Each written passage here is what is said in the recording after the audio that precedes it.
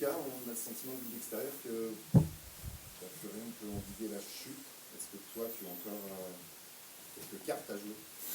Je pense que dans mon rôle, il y a toujours quelque chose à faire. Il y a toujours une carte à jouer, il y a toujours non pas une solution, mais des discours, des mots, des choix qui peuvent changer la donne.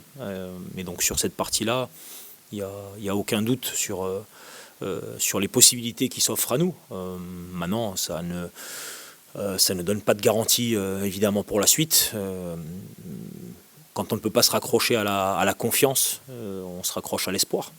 Et aujourd'hui, l'espoir existe, même si le sentiment aujourd'hui, c'est celui d'une grande tristesse pour tous les efforts fournis depuis pratiquement 2 ans, pour les gens qui suivent l'engouement. Et évidemment que cette défaite, elle fait mal à la passion que les gens ont pour le hack. Mais l'espoir est là et on s'accroche à ça. Comment tu expliques la prestation du jour? Encore une fois, un adversaire direct. Encore une fois, le hack passe à côté. Ouais, passe à côté, on passe surtout à côté de la première minute de la deuxième mi-temps parce que c'est un but qu'il est interdit de prendre. Avec si peu de couverture, si peu de rigueur, si peu d'enthousiasme sur la première minute. Après, on est tous dans le même bateau. Est-ce que ces mêmes mots à la mi-temps n'ont pas porté? Est-ce qu'on ne s'est pas suffisamment activé? Mais en tout cas, on en porte la responsabilité parce que oui, la première mi-temps est totalement neutre. Mais au moins, on n'était pas exposé à encaisser de cette manière-là. Voilà. Oui, une fois qu'on est derrière au score, on arrive à emballer un petit peu le match sur le dernier quart d'heure, mais et la réussite nous fuit encore une fois, mais malgré tout, c'était trop peu au final.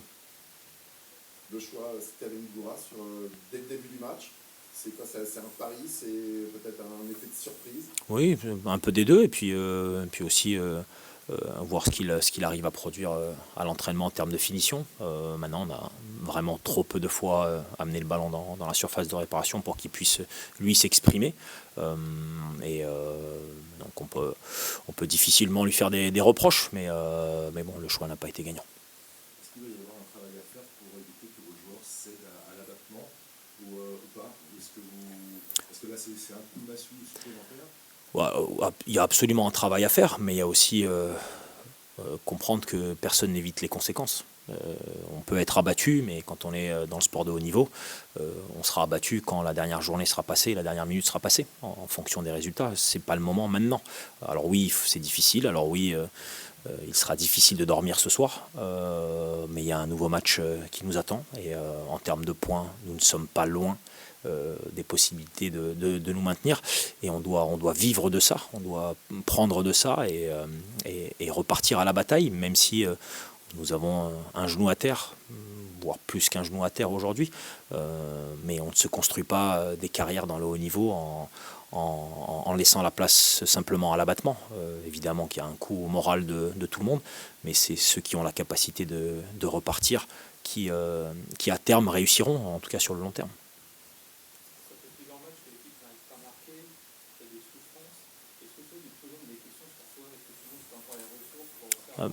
Mais ces questions, je me les pose constamment. Je me les pose depuis le début de la saison. Je me les suis posées l'année dernière.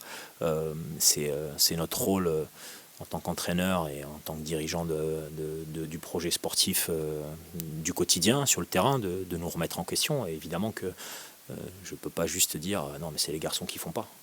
Évidemment que j'ai ma part de responsabilité et que cette remise en cause, elle existe. Et j'essaie de trouver les leviers qui sont dans mon répertoire et dans ce que je peux moi amener pour trouver des solutions. Et en tout cas, oui, c'est évidemment une responsabilité que je porte. Je suis vraiment inquiet sur la situation de notre équipe, absolument. Ma situation, elle existe, mais je ne peux pas, moi, m'auto-déterminer. Donc, moi, j'essaie de tout donner. C'est pour ça que je parle de tristesse, parce que depuis le début, dans ce projet, il y a beaucoup d'efforts et de hargne qui se sont manifestés. On a mis beaucoup d'énergie pour construire cet engouement, pour avoir une vraie identité et qu'on existe sur la planète du football en France. Et donc voilà, ces moments difficiles, ils nous coûtent parce qu'on est tous aujourd'hui passionnés de ce projet, passionnés du club. Donc c'est pour ça que je parle de tristesse. Mais voilà, mon cas est un cas parmi les autres. Tu parlais tout à l'heure d'abattement. Aujourd'hui, moi, ça ne fait pas de vrai leader technique, leader de révolte. Runa n'a pas été au niveau attendu. Un Daler Kuziev, qui a quand même, voilà, normalement, il a quand même un gros CV. On a le sentiment que sur un match comme ça, il disparaît trop vite. Oui, bah après, je pense que c'est pas une découverte pour notre effectif de ne pas avoir une mise en avant de leader qui soit capable d'emmener tout le monde.